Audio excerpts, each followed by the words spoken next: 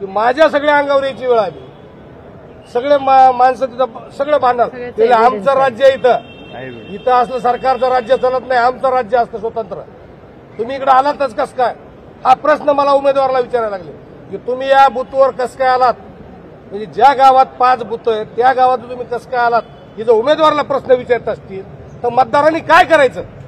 सर्वसामान्य माणसाचा सर्वसामान्य मतदार हा परळी तालुक्यातला हातबल झाला, हातबल झाला, माणसं भयभीत झालेत. ही सगळे वाळू माफिया, ही सगळे राख माफिया, आता ही विमा माफिया, ही सगळे वेगळे वेगळे वेगळे माफिया ताकदबाज लोक झालेत. प्रचंड ताकद झाली, प्रचंड शक्ती झाली. किंवा त्या परिसरामध्ये मराठवाड्यामध्ये कुठेही 302 झालं की 302च्या माणसाला जर तो भेटायला गेला वाल्मिकांना, धनंजय मुंडेंना, तर लगेच त्याला एक काळी स्कॉर्पिओ आणि 10 लाखाचं बक्षीस देतात.